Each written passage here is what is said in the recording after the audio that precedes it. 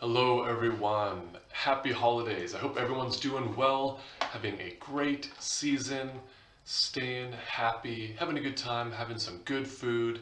It's Doug. I'm back with the Tualatin Public Library to bring you 3 more rounds of trivia goodness on this chilly Saturday. So let's get right into it. 3 rounds, 8 questions. Here we go. Round 1 is about mythology, a very interesting topic. Here's question 1. This goddess of wisdom had an unusual parentage. No mom, just sprang full grown out of Zeus's head. Goddess of wisdom. Number 2. According to Australian myth, this phenomenon seen in the sky is a giant snake arching its body. According to Australian myth. Number 3. An early sculpture by Michelangelo depicts the battle of these mythical half-man, half-horse creatures. Half-horse, half-man mythological creatures. Number 4. In Norse myth, these maidens chose the men who were to die in battle and then brought them to Valhalla. Norse myth maidens. Number 5. It's a planet, an element, a brand of car, and a Roman god. It's the Swiss Army knife. What is it? Who is it? Number 6. In Incan myth, it was this South American camel relative that warned man about the impending flood in Incan mythology. And number 7. Despite his dad's warnings, he flew too close to the sun, and the wax on his wings melted and he plunged into the sea. He didn't listen to his dear old dad. And last but not least, question 8, round 1. In Egyptian mythology, the god Horus has the head of a falcon, and the god Thoth has the head of this wading bird. In Egyptian mythology, what bird? All right, round 2, a comedy of errors. It's a round on comedy and mistakes. A little bit of both. Sometimes they go together. Number 1, a 7-letter style of comedy mastered by the straight-faced Buster Keaton and the monotone Stephen Wright. A style of comedy, 7 letters long.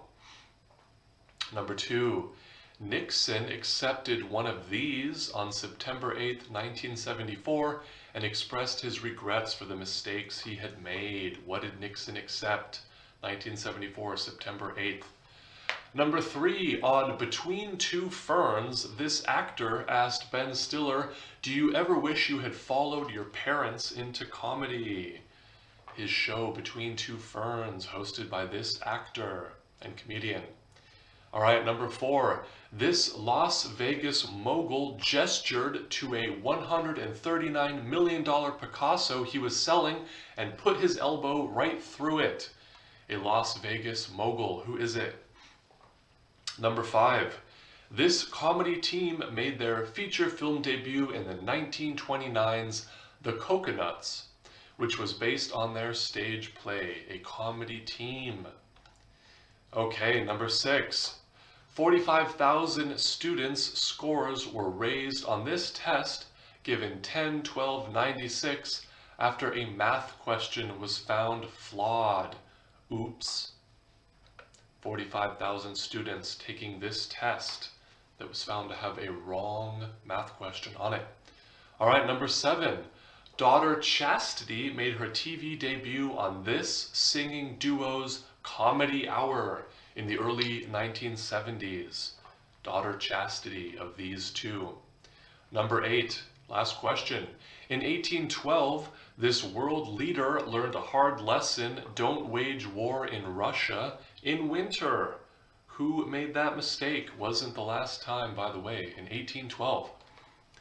Okay, and round 3, we're doing another visual round. So in just a few seconds, we are going to have 8 fantastical devices. These are devices from various films, books, shows, etc. We've got some sci-fi, we've got some fantasy, so I need to know what is it. I think we've got some video games in there.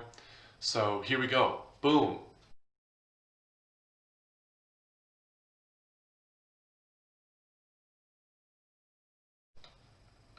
All right, we're back.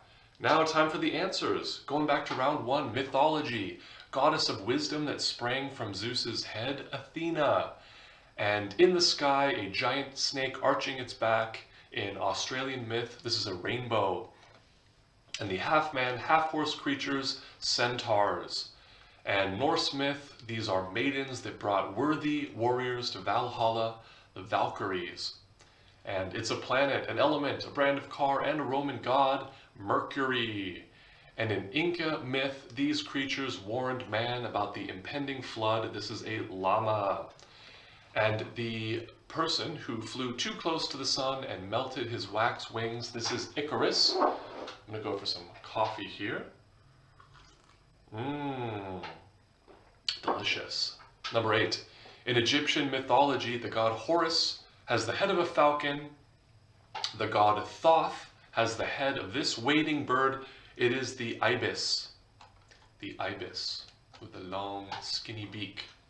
Round 2, Comedy of Errors, a 7-letter style of comedy mastered by Buster Keaton and Stephen Wright. Deadpan humor or comedy. And Nixon accepted a presidential pardon. Oops. And on Between Two Ferns, this actor and host, this is Zach Galifianakis. And the Las Vegas mogul that dinged his Picasso he was trying to sell, Steve Wynn. And the comedy team that made their film debut in the 1920s, 1929 to be specific, with the Coconuts, this is the Marx Brothers.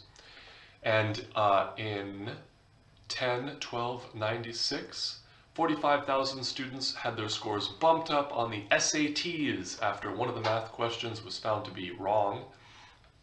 Makes me wonder, maybe I'm not as bad at math as I think I am. And daughter Chastity made her TV debut on Sonny and Cher's Comedy Hour. And the world leader that tried to invade Russia in winter, oops, Napoleon, bad move. And round 3, fantastical fictional devices. Number 1 is a flux capacitor. Number 2 is a neuralizer. Number 3 is a phaser, hopefully set to stun. Number 4 is a TARDIS. Number 5 is a star destroyer. Number 6 is a time turner. Number 7 is a portal gun. And number 8 is the Stargate. So there you have it. I hope everyone is having a great holiday season. I'll be back next week with 3 more rounds as usual.